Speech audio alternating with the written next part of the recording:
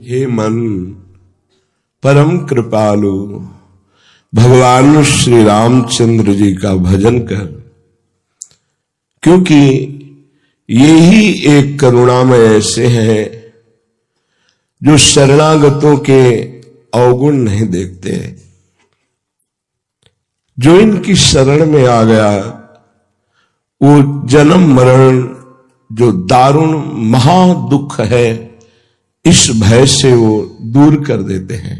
इनका व्रत है, जो नर होए चराचर द्रोही, आवे सभय शरण तक मोही।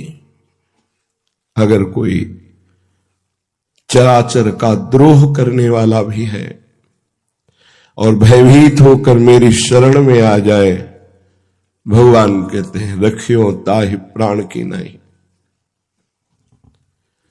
जो जीव के दारुण दुख का नाश करने वाले, जन्म मरण के भय का नाश करने वाले, एकमात्र शरणागत हो जाने पर ही, हे मन ऐसे परम कृपालु श्री रामचंद्र जी का भजन कर।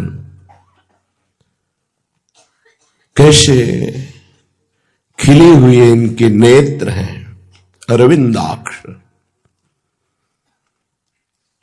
नव पंख लोचन, मानो नवीन कमल अभी खिला हो, ऐसे प्रभु के नेत्र हैं, विशाल नेत्र।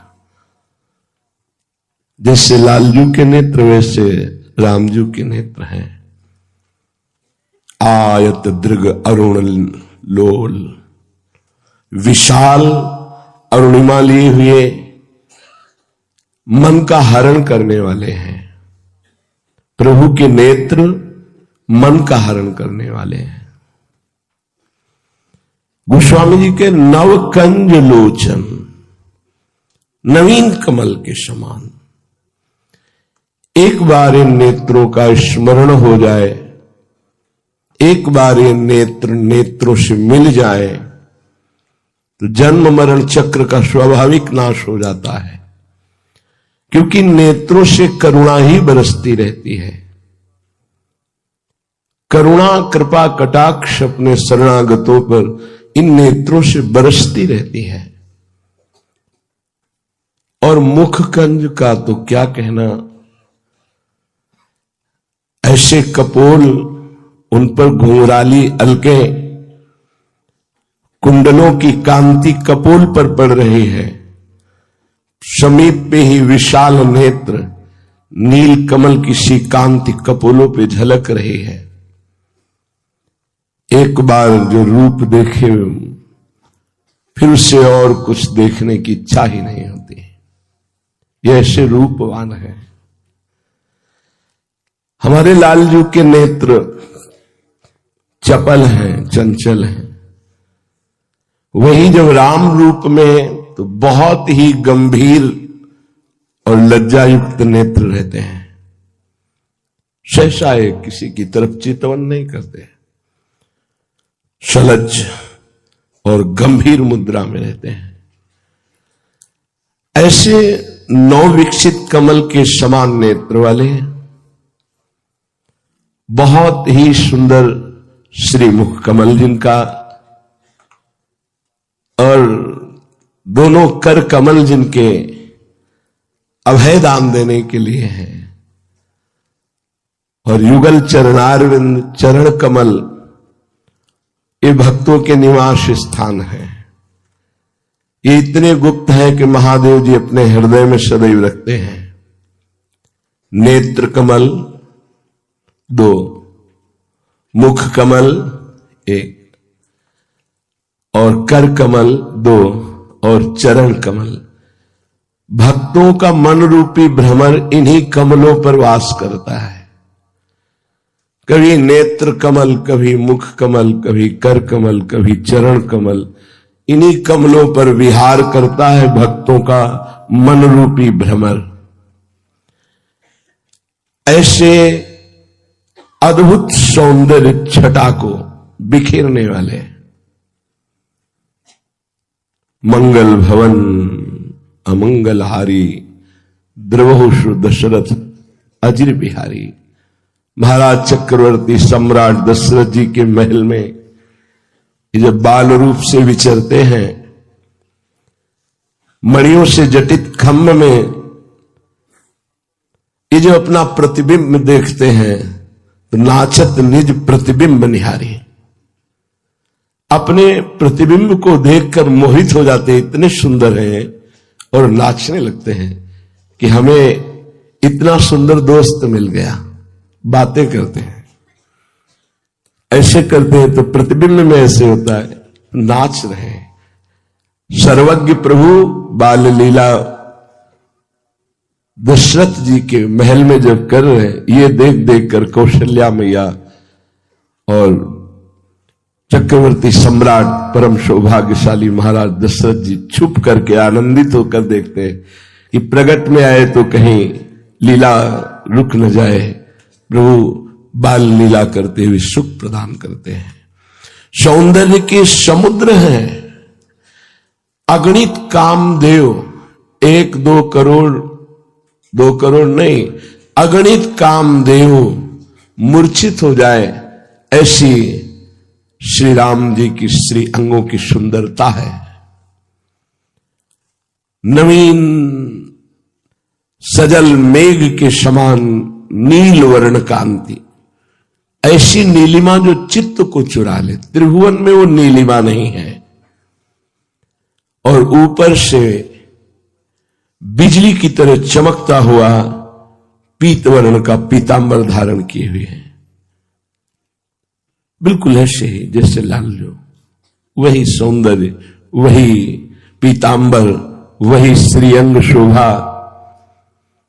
बस अंतर इतना है कि इन श्याम सुंदर के प्रेम समुद्र में बड़ी बड़ी तरंगें आ रही, चंचलता है, और ये गंभीर शांत प्रेम समुद्र है श्री राम जी। मन बोलना ही नहीं जानते हैं, बहुत गंभीर मुद्रा में हर समय रहते हैं, बहुत गंभीर मुद्रा। और ये मनोगंभीरता का स्वरूप है, पर ऊपर से तरंगायमान समुद्र है और वो शांत गंभीर। बस अंतर इतना है, वो अगर खड़े भी होंगे तो सिंहवत गंभीर मुद्रा, अगर ये भी खड़े होंगे तो रसिक ललित त्रिभंगी। इनकी चितवन, इनका खड़े होना, इनका मुस्कुराना मुनियों के मन का अपहरण करने वाला है, प्रेमियों के चित्त को आह्लाद से बसीभूत करने वाला है। महाराज नवीन मेघ की जैसी कांति, ऊपर से करोड़ों बिजलियों की कांति का अपहरण करने वाला पीतांबर धारण किए हुए हैं। ऐसा लग रहा है नवीन मेघ में बिजली चमक रही हो। ऐसा ही तो आप रोज सुनते हैं इनकी शोभा, वही है। ये ऐसे सौंदर्य रूप में श्री जानकी जी को चित्त को चुराते हुए, सियाजू के चित्त को चुराते हुए, उनके परम प्रीतम श्री राम जी को मैं नमस्कार करता हूं। गोस्वामी जी कह रहे हैं, मन ये बड़े दीन बंधु है, सच्ची बहुत करुणामय है। प्रभु अपने बहुत करुणामय है। इनकी करुणा को जो जान गया, इसी बात को भगवान शंकर कह रहे हैं, उमा राम स्वभाव जही जाना, ताहि भजन तज भावनाना। बहुत करुणामय है, बहुत प्यार करने वाले हैं। अब ये स्वभाव कोई जान जाए तो इनके भजन के बिना रह नहीं सकता। जो जान गए वे इनकी ठसक में भर करके संपूर्ण प्राणों को, जीवन को न्यौछावर कर दिया। और धन्य है उनका जीवन जिन्होंने न्यौछावर कर दिया। न्यौछावर कौन करता है? अहंकारी नहीं, दैन्य। यहां कह रहे हैं कि जो दीन बंधु दिनेश, जो दैन्य हो गया, उनके सुहृद हो गए, बंधु हो गए, मित्र हो गए, साथ खेलते हैं। प्रभु को दैन्यता बहुत प्रिय है। जी दीन प्यारे वेद पुकारे, द्रवो सुश्री भगवाना। ये दैन्यता तभी आती है जब चारों तरफ से हार जाता है, अभिमान नष्ट हो जाता है, तब वास्तविक शरणागति होती है। अत्यंत दैन्य तो अत्यंत प्रभु का लाडला हो, हर समय प्रभु खेलते हैं। देखो, कभी ऐसा मत समझो कि भक्तों को कलयुग है, भगवान कहां मिलते हैं, अरे वो ध्यान में कभी ऐसा कुछ नहीं। जैसे आप को हम देख सकते हैं, ऐसे भक्त प्रभु को देखते हैं, प्रभु उनसे बात करते हैं, प्रभु खेलते हैं। प्रभु बहुत सहज हैं, बहुत बड़े हैं और बहुत कृपालु है, इसलिए इनको प्राप्त करना कोई दुर्लभ बात नहीं। बस हम प्रकृति का भोक्ता भाव और प्रकृति के सुख भाव को छोड़ नहीं पा रहे, यही कठिनता है। और ये सब सहज में भगवत प्रेमी महात्माओं की कृपा से हो जाता है। अरे मन, ये बड़े दीन बंधु हैं, दीन बंधु, ये गरीब निवाज है। अगर कोई हृदय से देखे तो अपने जैसा गरीब कौन है? क्या है आपके पास? बोले रुपया, मैं गरीब क्यों हूं? नहीं नहीं, ये तो नकली चीज है। असली चीज क्या है आपके पास? मकान है, पद है, भारी से भारी हमारे पास सब समाज प्रियता की वस्तुएं हैं, सम्मान है, ये सब नकली है, ये सब नकली है। तो फिर बचा क्या? तो बोले मैं तो फिर बहुत गरीब हुआ। हां, तभी गरीब निवाज रीझते हैं जब वास्तविक तुम्हारा चिंतन असत पदार्थों के गर्व से रहित होता है। क्या है तुम्हारे पास? अगर ये लौकिक वस्तुएं तुम इनको देखकर गर्व करते होते तो 4 दिन की चांदनी है, ये नष्ट होने वाली है, तुम्हारी नहीं है। तुम शरीर को जो प्रिय अपना प्राण दे इतना प्यार कर रहे हो आत्म भाव से, ये भी नकली है, ये भी नकली है। ये न था न रहेगा, बीच में भास रहा है कुछ दिनों के लिए, फिर ये नष्ट हो जाएगा, नष्ट हो जाएगा पक्का। है क्या तुम्हारे पास? स्थायी क्या है? कुछ नहीं। कितना सुख होता है जब दैन्यता होती है, हमारा कोई नहीं, हमारा कुछ नहीं, हम कुछ नहीं। प्रभु क्या मुझ ऐसे अधम को आप स्वीकार करेंगे? तो बोले मन भज दीन बंधु, भजन कर दीन बंधु का, यही दरबार दीन को आदर रीत सदा चल। जिसका हृदय दैन्य हो गया है, क्या है मेरे पास? कुछ नहीं, न साधन, न विषय, न व्यक्ति, न वस्तु, न हाथ आपके सिवा कुछ नहीं। भगवान बहुत प्यार करने लगते हैं। अगर प्यार में कुछ बाधा है तो हमारा कुछ माना हुआ है, इसलिए हृदय से देख लो। आनंद का अनुभव होता है आसक्ति में, चिंतन में। तुम्हारा चिंतन और आसक्ति शरीर संसार में, इसलिए आनंद नहीं है ही आनंद समुद्र। और जहां संसार शरीर का चिंतन छूटा और प्रभु का चिंतन हुआ, अब आनंद। तो खास बात, प्रभु आनंदमय हुए या चिंतन आनंदमय हुआ? पकड़ो, हमारी बात को पकड़ो। ये कल शाम का चिंतन है, प्रभु देते रहते हैं। जैसे नवीन नवीन रसोई बना के मां देती है, ऐसे हमारे प्रभु नवीन नवीन चिंतन देते रहते। एक नया चिंतन कल का, शाम का, ऐसा चिंतन पीछे नहीं हुआ, प्रभु ने दिया कि मैं आनंदमय हूं, आत्मा आनंदमय है। लेकिन जिनका बाह्य चिंतन विषय चिंतन है, देह चिंतन है, क्या वो आनंद का अनुभव करते हैं? तो नहीं। तो मैं तो हूं ना आनंदमय। हां, तो फिर मैं आनंदमय हूं तो उनको आनंदित होना चाहिए। नहीं हो रहे। क्यों? क्योंकि चिंतन में आनंद है, आसक्ति में आनंद है, आसक्ति प्रेम में। दुर्योधन भी भगवान को देख रहा है तो आनंद में है ना, तो आनंद आना चाहिए उसको ना। आया क्या? नहीं ना। और विदुरानी जी, विदुर जी, भीष्म पितामह जी, इनको परमानंद आ गया, बेसुध हो गए आनंद में। क्यों? क्योंकि इनका चिंतन है, इनकी आसक्ति है, प्रेम है प्रभु से। खास बात प्रभु का चिंतन और प्रभु की प्रेमाशक्ति, ये दो बात पकड़ में आई। अगर आपका चिंतन प्रभु का नहीं हो रहा, प्रेमाशक्ति प्रभु में नहीं है, तो आनंदमय होते हुए भी आनंद का अनुभव नहीं होगा।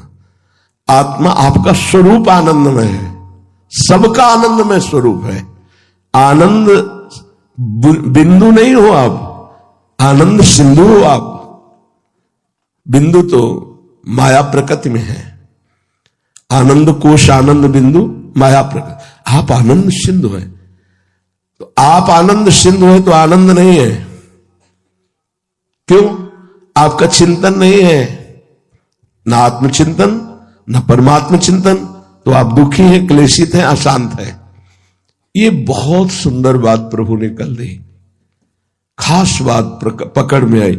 हजारों बार चर्चा होती है, पर जब प्रभु उसको, वस्तु को प्रकाशित करते हैं, शब्दों को, तब एकदम निहाल हो जाता है। आहा, कैसे जगत गुरु भगवान शब्द को प्रकाशित कर रहे हैं।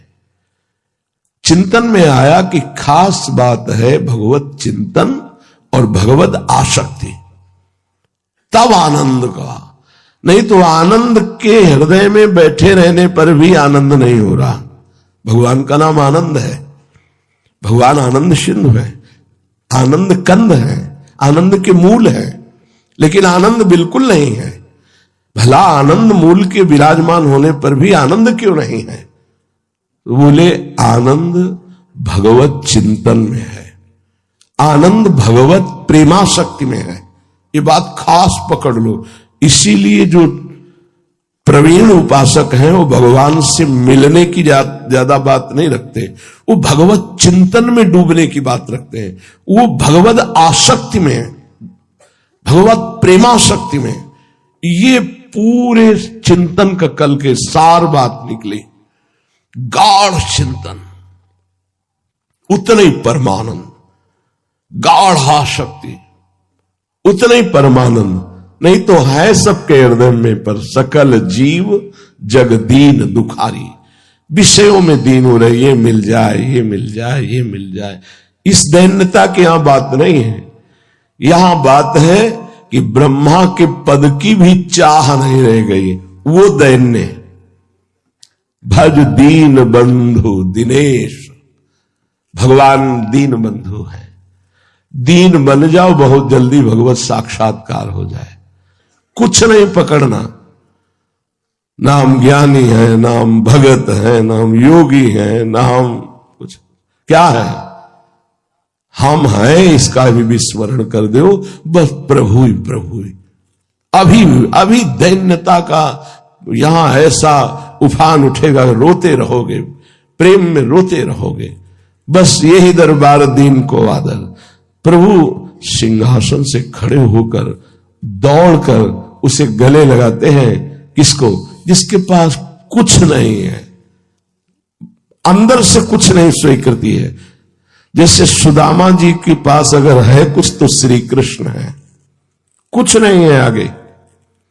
भगवान दौड़ करके आए और गले लगे। कुछ नहीं जिसके, तुम्हें छाड़ी गति दूसरी नाही, बसहु राम तिनके मन माही।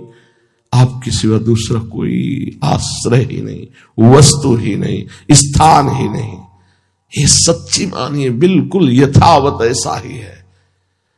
जब ये सब अपवित्र अंतःकरण पवित्र हो जाता है नाम जप से, भगवद आश्रय से, ऐसे खुली नेत्रों से एक एक सब रहस्य खुल जाता है।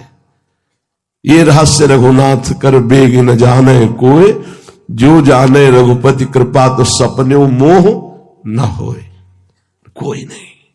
जब ये सब बातें तर्क वितर्क की, लड़ाई झगड़े की उत्पन्न होती हैं, तो अंधरों ने जैसे हाथी का वर्णन किया था उसमें होती है। नेत्र वाला जब वर्णन करेगा तो वो एक ही होगा कि ये संपूर्ण बातें एक की है, वही एक अनेक है, वही अनेक एक है, एक और अनेक दोनों से वो परे है, वही सत है, वही असत है, वो सत असत दोनों से परे है, वही सत असत में भरे है। कैसे पहचानो? गुरु कृपा हो जाए तो अभी साफ संशय निवृत्त हो जाए। तो ऐ मन भज दीन बंधु, बस जब तक दीनता नहीं आती तब तक प्रभु बंधु नहीं होते। नहीं, वो बंधु की जगह हम उन्हें बंदी कह सकते हैं। जहां दैन्यता आई तो हृदय में बंदी बन जाते हैं, यही खेलते हैं। हृदय रूपी निकुंज में सदैव वो खेलते रहते हैं। उपासक चलता फिरता वृंदावन होता है, उपासक चलता फिरता वृंदावन होता है। उसके हृदय रूपी कुंज निकुंजों में प्रिया प्रीतम विहार करते रहते हैं। तभी भगवत रसिक जी कहते हैं, हमारे उर वृंदावन, और इस प्रकट वृंदावन से हमारे उर में वृंदावन का प्रादुर्भाव हुआ। अब वो हम जहां भी हैं वो हमारे हृदय में खेलते रहते हैं। जैसे नारायण स्वामी जी कहते हैं, नारायण या गौर श्याम को हृदय निकुंज बसाइए। हृदय में क्यों नहीं आ रहे? कुछ है। ये बहुत गाढ़ चिंतन की बात आपको कह रहे हैं। जिसके हृदय में प्रभु के सिवा कुछ नहीं है, उसका हृदय प्रभु का निज महल हो जाता है। जब उपासक दैन्य होकर भगवान का आश्रय लेता है तो हमारे हृदय रूपी भुवन में भुवन भास्कर का उदय होता है। यहां कौन से भास्कर? ज्ञान भास्कर। कौन है वो? स्वयं भगवान। उसके हृदय में भगवान ज्ञान रूपी सूर्य के रूप में उदय हो जाते हैं। सच्ची, जैसे संसारी आदमी संसार की कल्पना करते करते वो थकित हो जाता है, डिप्रेशन में पहुंच जाता है, ऐसे ही उपासक का हृदय भागवतिक चिंतन, भागवतिक लीला, भागवतिक भाव में डूबते डूबते वो भगवत स्वरूप हो जाता है। उसका चिन्मय देह प्रकाशित हो जाता है। कुछ करना नहीं होता। सच्चे, ये प्रारंभ में होता है।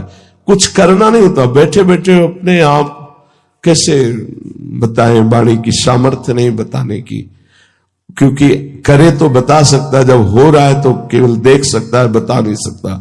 देखने वाली दृष्टि भी दूसरी होती है, और ये वाणी तो बहुत ही स्थूल है, ये क्या बता पाएगी? जो भक्तों के हृदय में ज्ञान सूर्य के रूप में प्रकाशित हो जाते हैं, और लोक में तो भुवन भास्कर के रूप में प्रकाशित ही है, वो और कोई नहीं, श्री भगवान है। जो दैत्य और दानवों का नाश करते हैं, जो शरणागत हो जाते हैं, उनके हृदय की आसुरी प्रवृत्ति का भगवान नाश कर देते हैं। सबके हृदय में देवता और राक्षस दोनों हैं। तो ध्यान से सुनो ना, हमारे मन का एक हिस्सा देवता है और एक हिस्सा राक्षस है।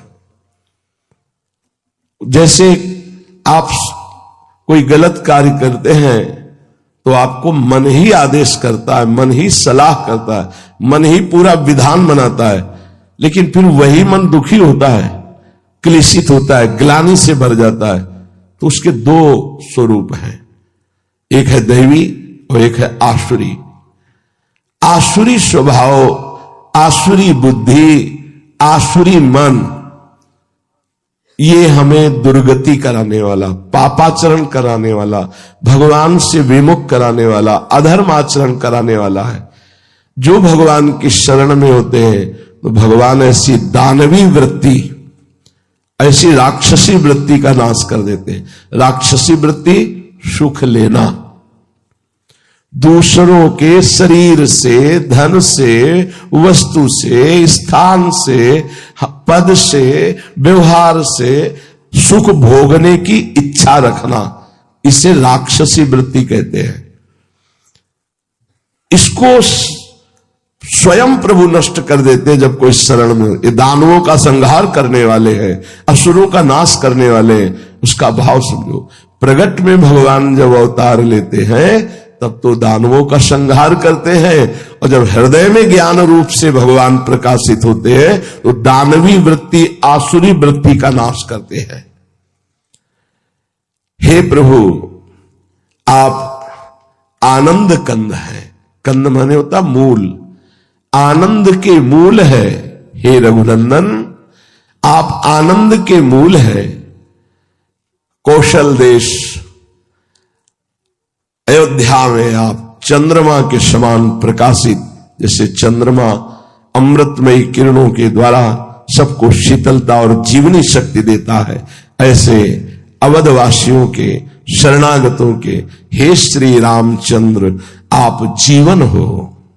आहा, कितना सौभाग्य, अहोभाग्य।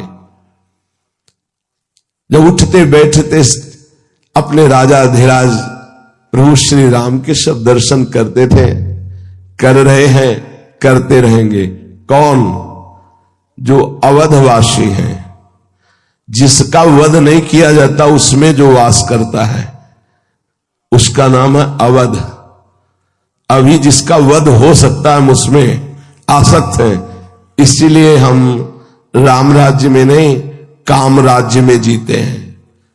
अवध में रहे तो राम राज्य में जिएंगे। अवध है भगवान का नाम, भगवान का रूप, भगवान की लीला, भगवान का धाम। अपना स्वरूप अवध है। नैनम छिन्नन्ति शस्त्राणि नैनम दहति पावका न चैनम क्लेदन्त्यापो न शोष्यति मारुता।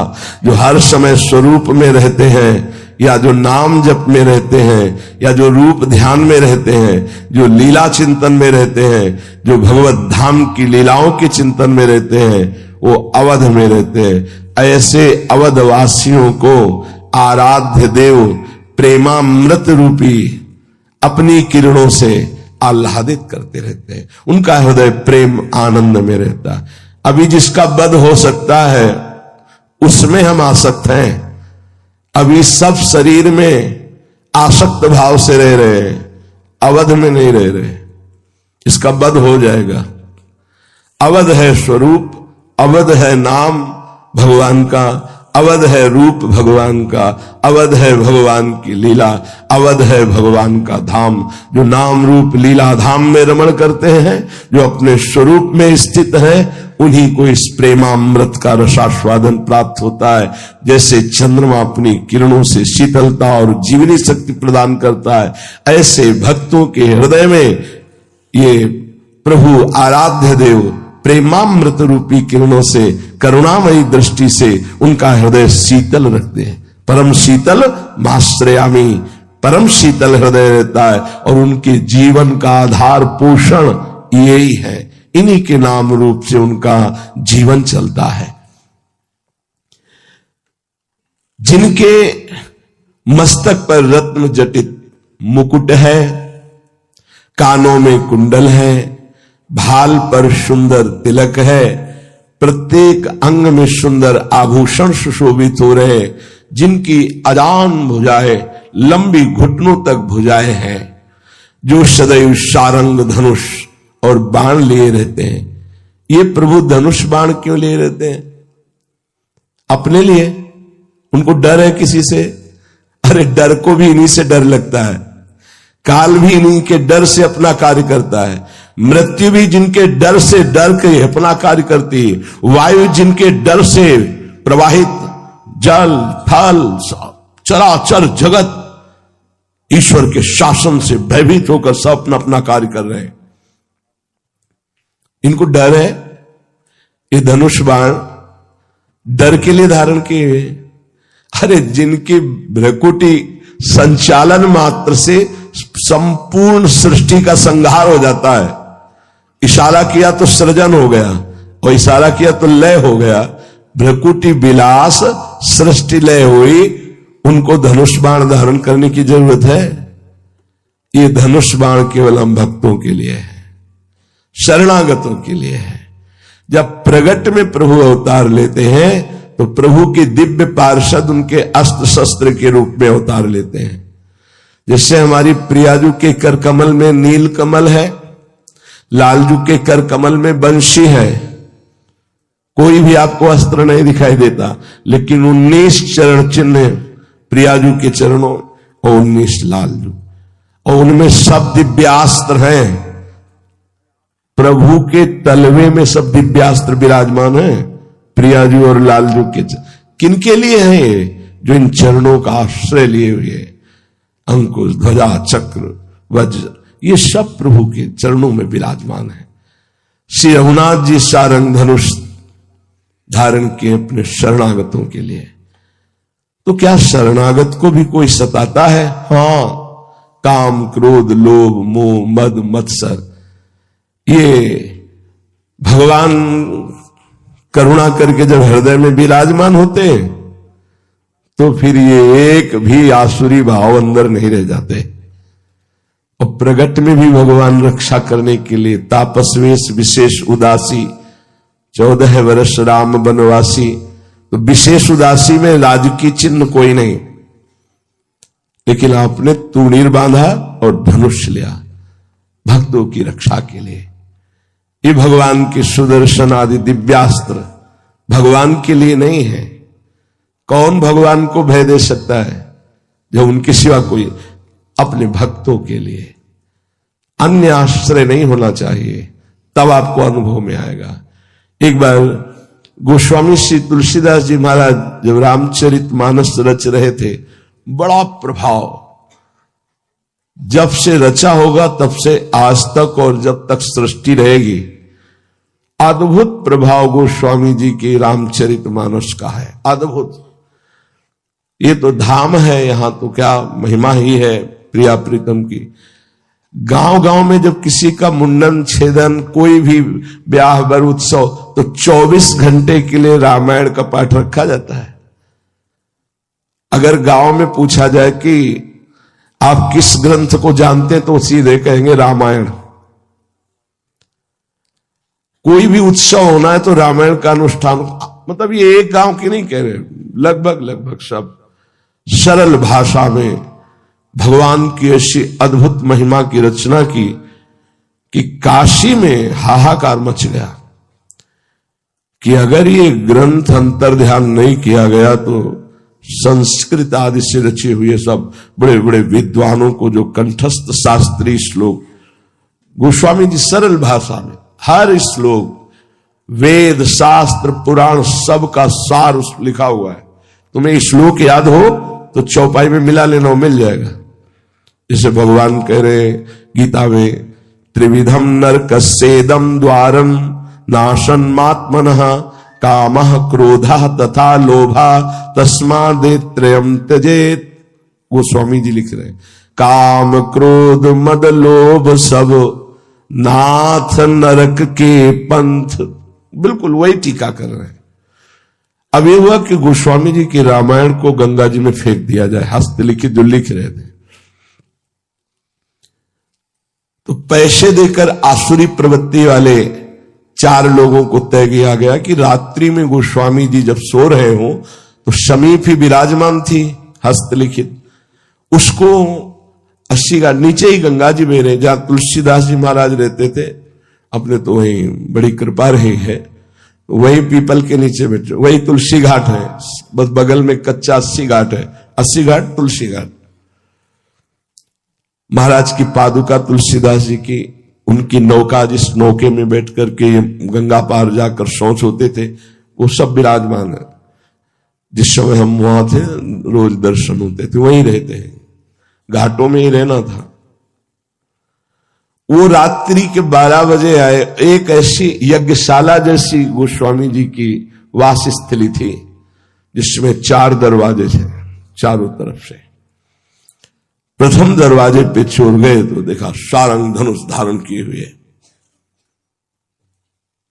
गौर श्याम जोरी राम लखन।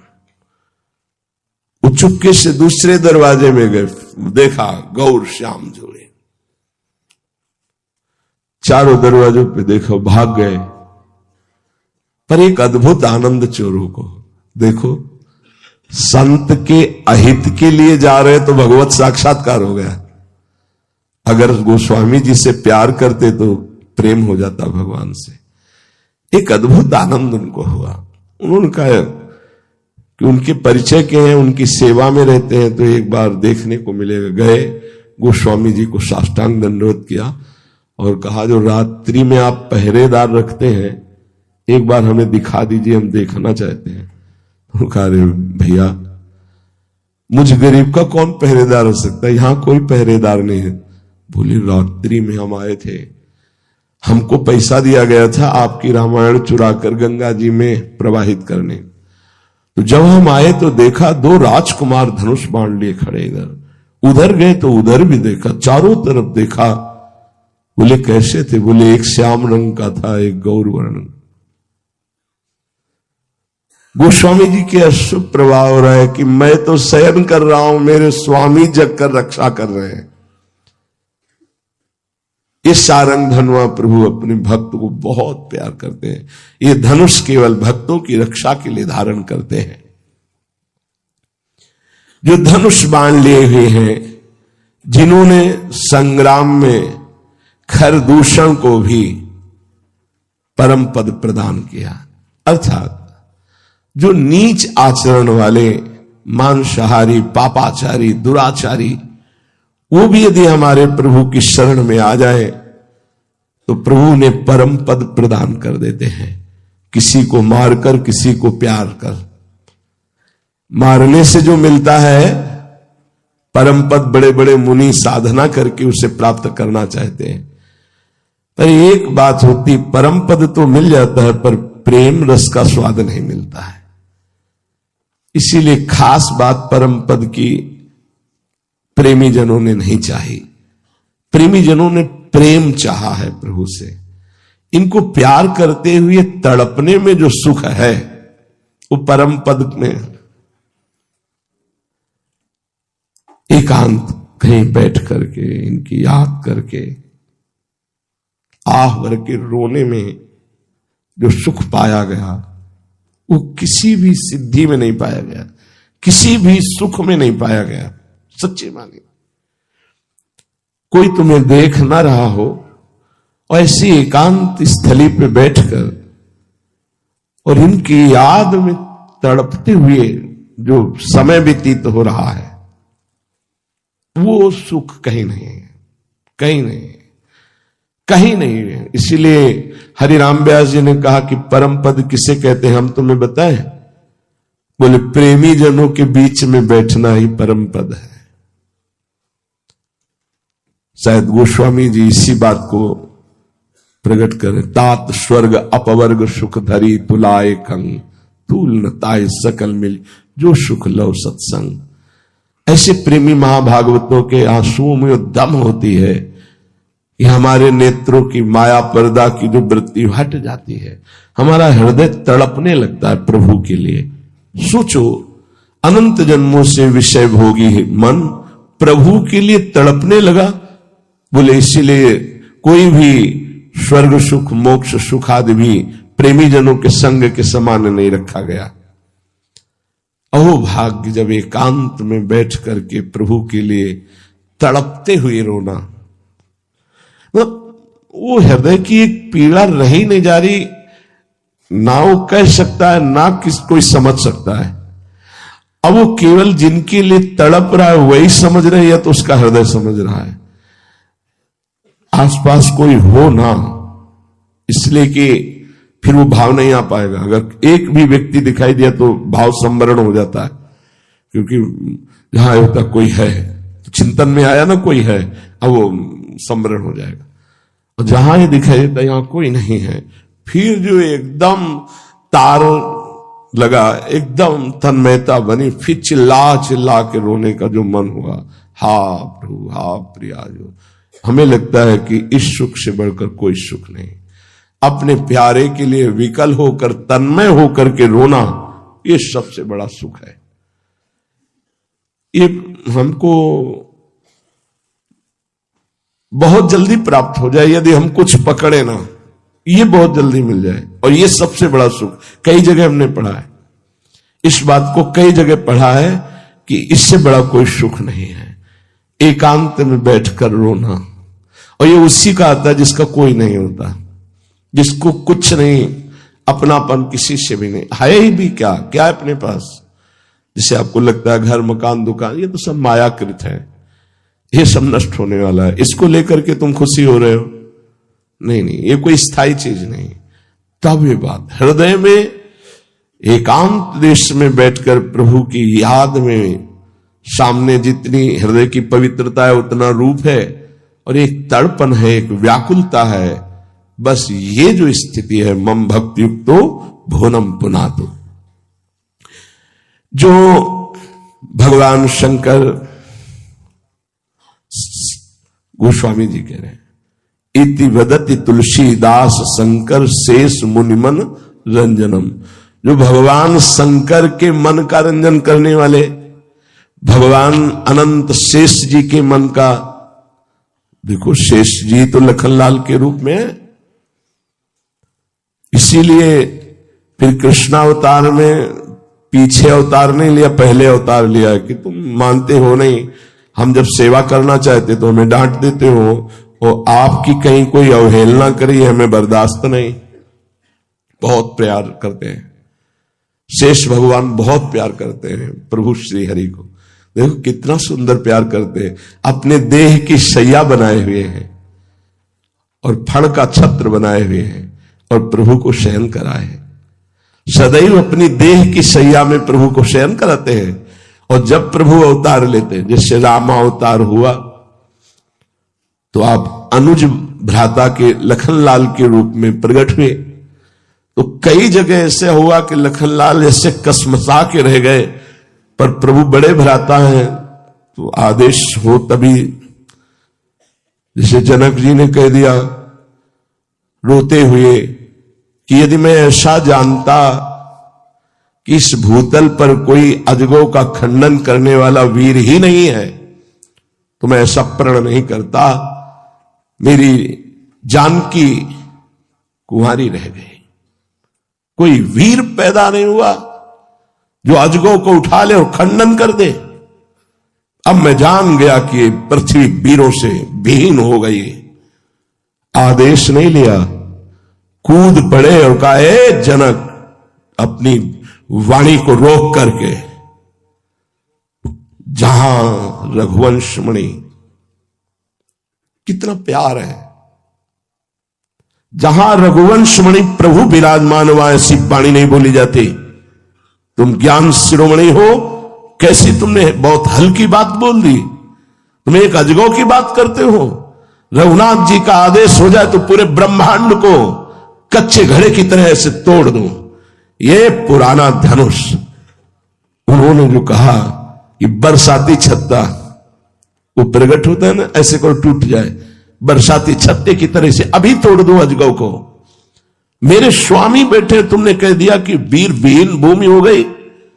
अरे इसे योजनों लेके दौड़ पड़ू अब इस अजगौ को। जब वो ऐसा कह रहे थे तो दिग्गज चिकाड़ने लगे, पृथ्वी कांपने लगी, क्योंकि भगवान शेष जी है। अभी कच्चे घड़े की तरह ब्रह्मांड को मसल दूं, और मेरे स्वामी बैठे, तुमने ऐसी राम जी का, तो चुप होना पड़ा। कई बार ऐसा आता था, तभी कहा कि अब आप कभी अवतार लोगे ना, हम छोटे भाई नहीं बनेंगे। तो दाऊ दादा के रूप में आए। अब वहां तो डांट से काम चल जाता था, यहां पैर पकड़ने पड़े। जब कहीं तो दाऊ दादा, प्रभु फिर पैर पकड़, रुक जाओ रुक जाओ। ये भगवान शेष जी के हृदय का आनंद वर्धन करने वाले, बड़े बड़े मुनियों के मन को, भक्तों के मन, भगवान का एक नाम है भक्त जन रंजन, भक्त जनों को आनंद देने वाले, भक्त जन मन रंजन, भक्त जनों के मन का रंजन करने। भक्तों का मनोरंजन कौन है? प्रभु। उनका नाम आनंद प्रदान कर रहा, उनकी रूप, उनकी लीला, उनके चरित्र। हे भगवान शंकर, बड़े बड़े मुनि शेष आदि के हृदय का आनंदवर्धन करने वाले श्री राम मम हृदय कंज निवास कर। वो स्वामी जी कह रहे हैं, मेरे हृदय रूपी कमल पर आकर, कमल सिंहासन, इस पर विराजमान हो। और प्रभु मुझे पता है, जब आप मेरे हृदय सिंहासन पर, हृदय कमल पर विराजमान हो जाएंगे तो कामादि खलदल गंजनम, ये जितने दोष हैं भाग जाएंगे आपके डर से। यही उत्तम साधना है, यही उत्तम उपासना है। हर समय अपने प्रभु का नाम जप करते हुए अपने प्रभु को हृदय में देखे, यहीं बैठे हैं, चिंतन करने से आ जाएंगे। तुम चिंता मत करो कि तुम्हारे अंदर काम है कि क्रोध है कि लोभ है कि मोह है, मद है, मत्सर है। कई बार विनोद की भाषा में कहा है,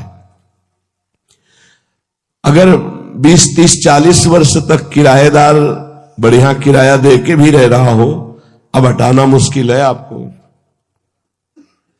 अगर 20, 30 वर्ष वो किराया देते हुए तुम्हारे मकान में रह रहा है तो हटाना तुम्हारे बस की बात नहीं रह गई, वो सरकारी दावा पेश कर देगा। ये तो अनंत जन्म हो गए इनको रहते यहां हृदय में, काम क्रोध लोभ मोह मद मत्सर, ये ऐसे नहीं हट जाएंगे कि हमने कहा कृष्ण कृष्ण हट जाओ काम, ऐसे नहीं हटने वाले। काम की, क्रोध की, लोभ की, मोह की, मद की, इन वृत्तियों में तुम मनोरंजन करते रहे हो, ऐसे थोड़ी हट जाएंगे। अब बड़े के नाम मकान कर दो जो उससे बड़ा पावरफुल हो, बिल्कुल कुछ नहीं कहना पड़ेगा। इन काम क्रोध लोभ मोह मद मत्सर ने बहुत समय से हमारे हृदय में डेरा डाल रखा है।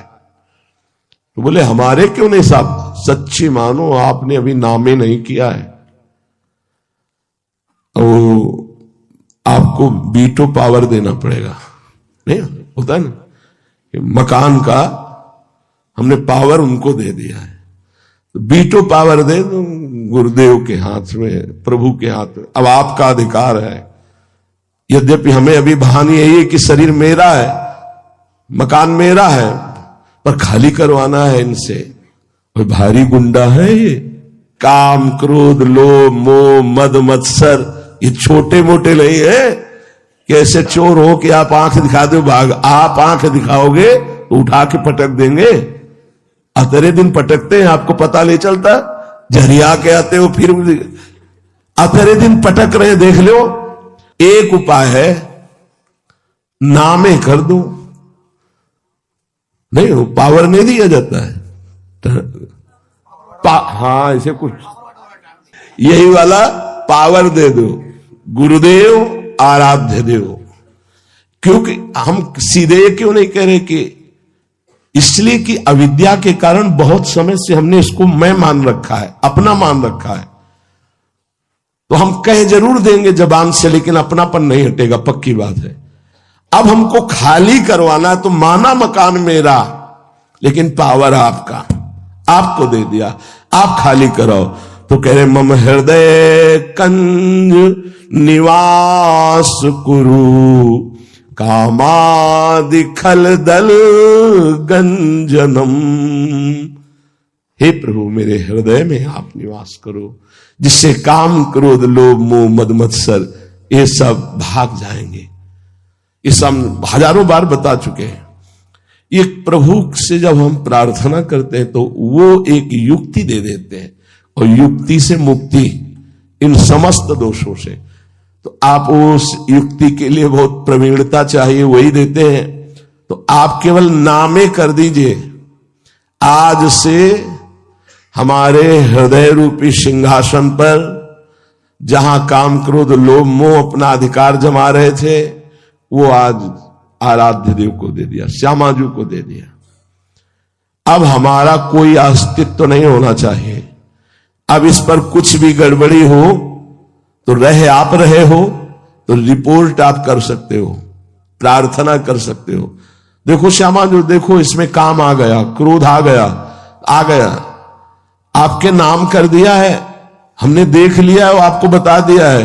अभी हमें पीटते हैं घर घर में दुख देते हैं तो फिर अब आप देख लेना, क्योंकि आपके सिवा हम अब किसी से कहेंगे नहीं, आपके सिवा किसी से कहेंगे नहीं, सहेंगे। और जब ये पीटेंगे हमें तो हम आप ही की तरफ देखेंगे कि अभी आप पिटवाना चाहते हो इसलिए पीट रहे हैं, नहीं तो ये मकान आपके नाम हो गया है। और आपको सच्ची कहते हैं, अगर भगवद आश्रित हो गए हो तो तुम बिल्कुल चिंता मत करो। इन दुष्टों की दुष्टता का हिसाब वो करेंगे, हमारे समर्पण का हिसाब हमको मिलेगा। बात बिल्कुल ये समझ लीजिएगा। अगर ये बात नहीं समझेंगे तो काम, क्रोध, लोभ, मोह, मद, मत्सर का हिसाब बहुत कठिन होता है। हे प्रभु, वृंदावन में बैठ करके अब अपने हृदय रूपी सिंहासन पर आपका आवाहन करते हैं, यहां आपकी प्राण प्रतिष्ठा करते हैं। आज से इस हृदय पर मेरा कोई अधिकार नहीं। अब जो कुछ इसमें सद्गुण उत्पन्न होंगे वो आपके विराजने से, अगर इसमें कोई दुर्गुण होते हैं तो आप हिसाब देखेंगे। आज से हमारी कोई जिम्मेवारी नहीं है, ये मकान आपके नाम किया, पक्का समझ लेना। आपको वही प्राप्त होगा जो एक बहुत बड़े ऋषि मुनि को प्राप्त होता है। बिगड़ी जन्म अनेक की, अबहि सुधरे आज वो ही राम को, यही खास बात है। पर अभी तो आप कहोगे थोड़ी देर में फिर मैं चिल्लाने लगोगे। अगर तुम्हारे अंदर कोई भी सद्गुण आया, तुमने स्वीकार किया मेरा सद्गुण, तो फिर वो जो पीछे जितने दुर्गुण हैं वो सब तुम पे लागू हो जाएंगे।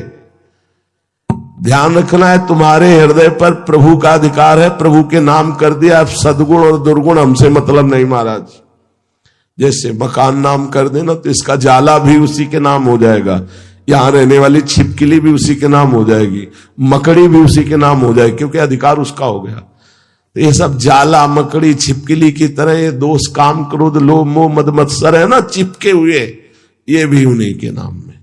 अब वो देखे कि जाला हटाना है कि मकड़ी हटाना है, और उनको हटाने में देर नहीं लगती, बहुत करुणामय है।